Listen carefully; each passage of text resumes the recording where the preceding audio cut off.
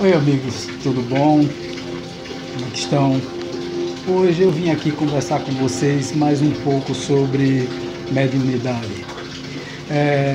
Naturalmente, Allan Kardec cadastrou ou identificou, né, na época dele, quando ele montou o Pentateuco Kardeciano, né, o Livro dos Espíritos, o Livro dos Médiuns, Evangelho segundo o Espiritismo, o Céu e o Inferno e a Gênese. Quando ele catalogou e começou a doutrina espírita, ele observou pelo menos 50 tipos de médium, mais ou menos, e uns 80 tipos de variedades de mediunidade. Mas uma mediunidade que levanta muitas dúvidas é a mediunidade da psicografia, né? Muitas pessoas têm muitas dúvidas sobre psicografia. E essas dúvidas foram levantadas durante essas últimas 2 semanas, porque na realidade eu visitei junto com a equipe da TV Jornal, do meu amigo Wagner Salles, que é repórter. Ele me convidou para fazer uma visita a uma casa que se dizia assombrada, né, que aconteceriam lá efeitos paranormais, que a casa existia alguns poltergastes. Poltergeist, para quem não sabe, é exatamente quando os objetos dentro de casa se movimentam, né, quando acontece esse tipo de movimentação. E quando eu fui convidado para lá, houve um fato dentro da casa que eu já fui, na realidade, muito preparado, né? Eu já cheguei lá na casa e deixei tudo pronto, a parte de caneta, papel e tal. E como eu faço a psicografia intuitiva, que eu vou explicar a vocês como é que é essa psicografia intuitiva, eu digo, vai que algum espírito que está na casa queira dar uma comunicação. Na realidade, quando eu fui na casa, eu fui com a pretensão de encontrar espíritos lá, né? Nós fomos com a ideia de perceber se existia alguma energia e o que era que estava acontecendo ali, porque o fato é que a mulher que estava morando na casa, que era a nora do dono da casa, né, junto com o marido dela, tinha presenciado vários fenômenos lá dentro. E várias reportagens, tanto da TV Jornal quanto de outras emissoras de televisão, tinham ido lá para poder ver o que era que estava acontecendo. E o Wagner me convidou, porque ele sabe que eu estudo os fenômenos paranormais. Ele me convidou para ir lá para exatamente eu perceber se existia alguma energia, essa coisa toda. E de uma forma muito simples e muito direta, porque na realidade a gente, quando estuda esses fenômenos, nós vamos com o espírito descomprometido, né? Nós vamos lá para entender quais são as energias que estão permeando aquele ambiente. Às vezes é mistificação, às vezes as pessoas pensam que viram alguma coisa, então passaram por alguma alucinação, observaram algum fenômeno que são fenômenos naturais, e aí terminam confundindo tudo e achando que aquilo ali é fantasma. Mas a casa já tinha um histórico muito grande anterior.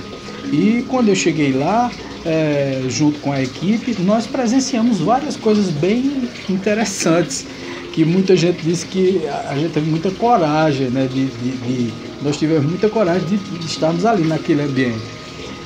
E tudo isso foi muito, muito bom, muito interessante, porque eu estou pesquisando muito nessa área, faço questão de pesquisar. Aqui no SEC, no Centro de Expansão Consciencial, nós temos o dia de quinta-feira, que é o dia onde nós fazemos os estudos mediúnicos com técnicas apométricas. Depois nós entramos num segundo momento, começamos às 7 horas, vamos até às 8, das 8 até terminar as comunicações mediúnicas. Nós fazemos a parte prática com médiums, né? E sempre com muito cuidado, dentro dos padrões da doutrina espírita e dentro dos padrões das comunicações mediúnicas no geral, sem nenhum preconceito com espíritos, nem nada disso. Mas além disso tudo, eu ando observando muito também os fenômenos que acontecem dentro dos ambientes. Então me cerquei de equipamentos, de transcomunicação instrumental, que é exatamente uma das partes dentro do espiritismo, não do espiritismo, porque o espiritismo na realidade não começou com isso. Foi o Dr. Constantin Haldiver, lá na década de 50, que começou a perceber que os instrumentos deles, os instrumentos eletrônicos, estavam transmitindo comunicações que não eram comunicações de rádio. E aí nós estamos estudando muito essa área, né? Eu estou fazendo questão de me aprofundar nessa área, de me deter bastante nessa área, para entender todos os fenômenos que acontecem do mundo espiritual para cá. naturalmente, eu acredito nos fenômenos espirituais, eu acredito que os espíritos falam do lado de lá e que nós recebemos as suas influências, as suas comunicações, que existem várias classes de espíritos. Eu sou espírita, na realidade, mas quando nós fomos na casa, eu fui com o espírito desguarnecido de misticismo. Então eu fui para lá com o intuito de pesquisar, como aquele cara que vai, eu quero ver para crer, o espírito de São Tomé. E quando eu cheguei lá, logo no início senti várias coisas, como eu também tenho a minha sensibilidade mediúnica, então eu senti já várias coisas e percebi que existia sim uma energia diferente lá, né? A gente não pode afirmar de primeiro momento que aquilo ali é A ou é B, que aquilo ali é um espírito, que aquilo ali é do mal, que aquilo ali é isso, que é aquilo.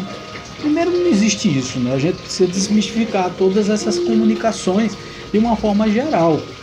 Mas ali, na própria equipe, nós tínhamos pelo menos 2 médiuns, né? Eu, que tenho uma sensibilidade mediúnica, e o próprio Wagner Salles, que também tem essa sensibilidade mediúnica.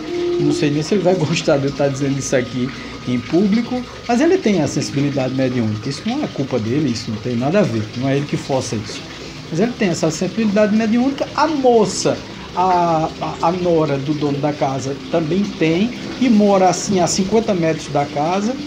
E os fenômenos aconteceram muito com ela e muito com outras pessoas também, mas ela estava junto. Então ela era tinha um forte indício que ela fosse o vetor dessa energia fornecida aos espíritos, fornecida a outra energia, que é através do ectoplasma, que se configuram os fenômenos físicos da mediunidade.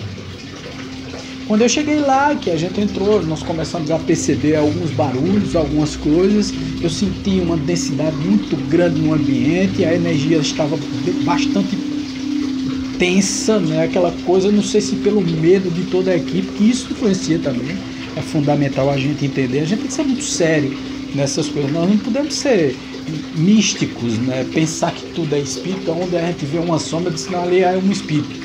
Mas existem os espíritos e os espíritos influenciam. Só para vocês terem uma ideia, ali existiam espíritos, lógico que existiam. Existia o meu guia, os meus protetores espirituais, o dos meninos também.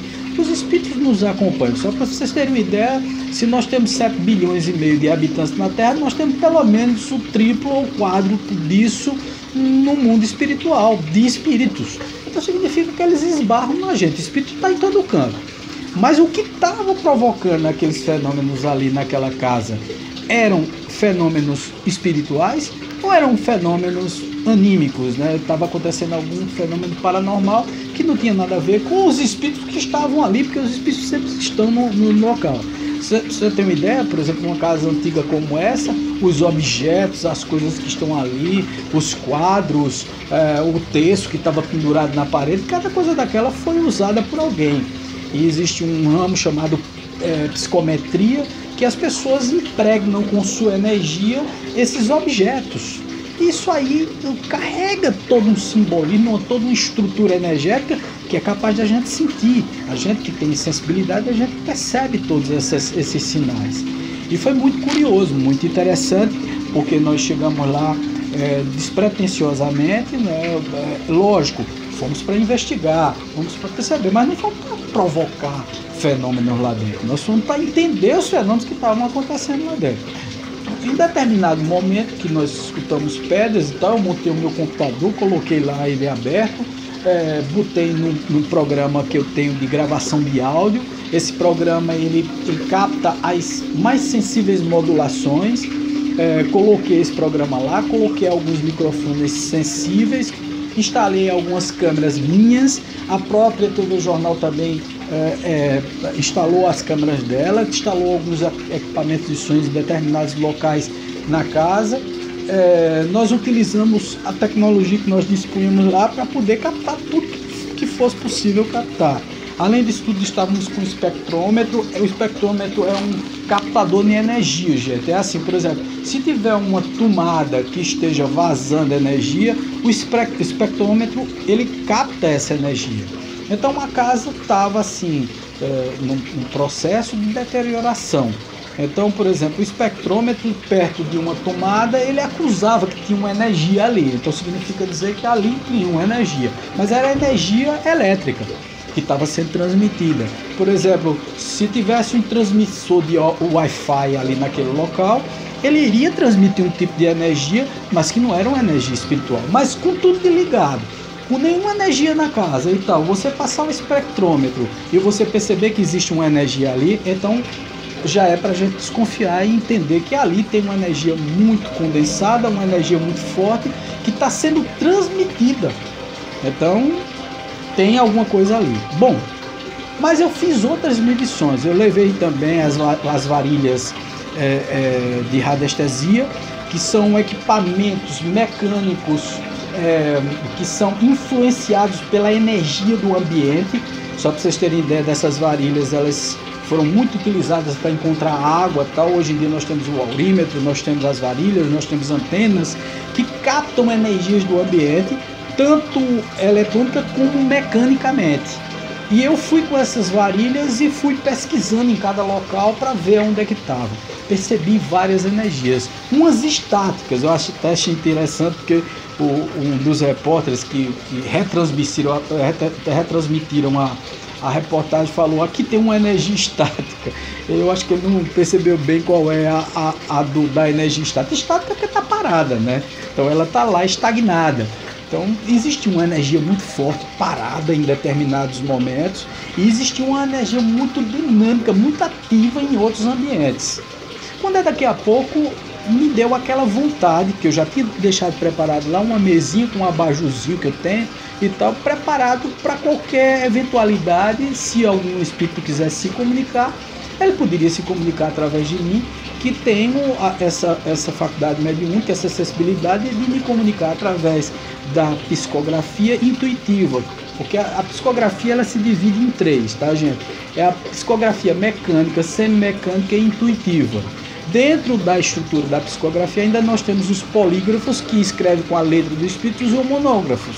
Os monógrafos que escrevem com a sua própria letra, né? Então, às vezes na psicografia você escreve com a letra do morto, com a letra do espírito, e assina embaixo, inclusive com detalhes e tal.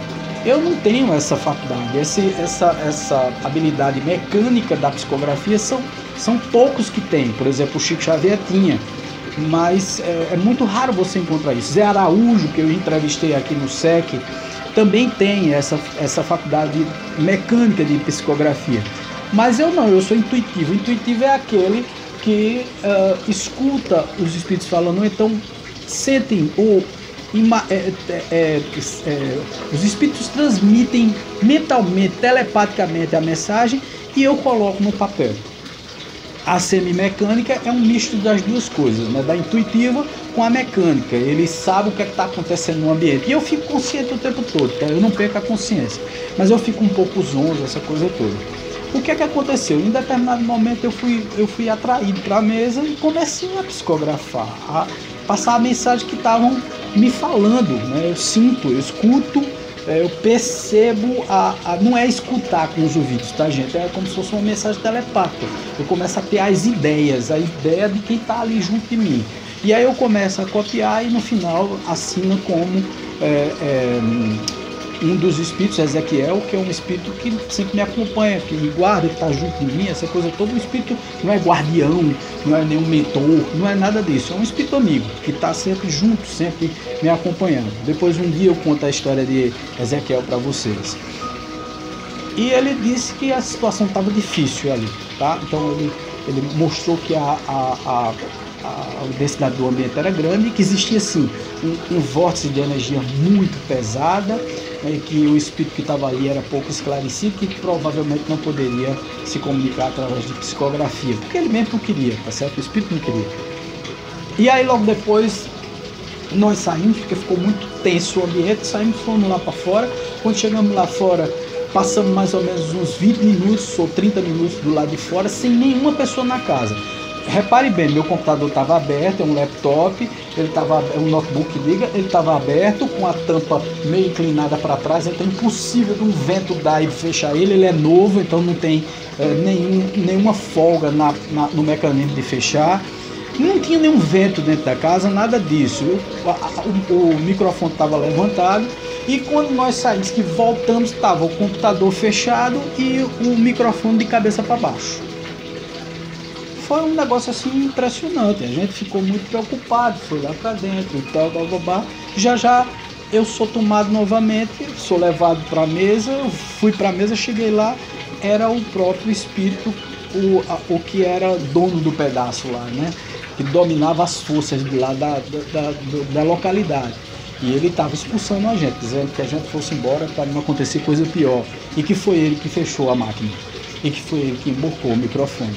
Bom, todos tensos e tal, aí veio novamente o espírito de Ezequiel, comunicou que a gente tivesse tranquilidade, mas que nós todos precisávamos pensar em coisas positivas. Não poderíamos ficar pensando em coisas negativas. Mas aí, imediatamente, um rapaz que estava na equipe comentou que não tinha medo de nada, que não sei o que não ligava para isso, que isso era besteira. Aí foi um desafio, né, para aquela energia que estava ali tomando conta do ambiente. A gente percebeu que ficou pior ainda o ambiente, né? Nós percebemos a densidade do ambiente e arrumamos as coisas, deixamos ficar mais tarde um pouco e tal, mas arrumamos as coisas, isso já estava lá por volta das 4 horas da manhã. Arrumamos as coisas e fomos embora, né? Tivemos ainda uma comunicação psicofônica através de mim, aí sim, do guardião aqui do SEC, que é o Ernesto, tá certo? E que transmitiu uma mensagem dizendo que a gente tivesse calma e tal, Bom, foi toda essa coisa toda. No final das contas, o que é que nós tivemos aí? Nós tivemos alguns fenômenos mediúnicos enquadrados nessas mediunidades que Kardec fala e nessas variedades de mediunidade.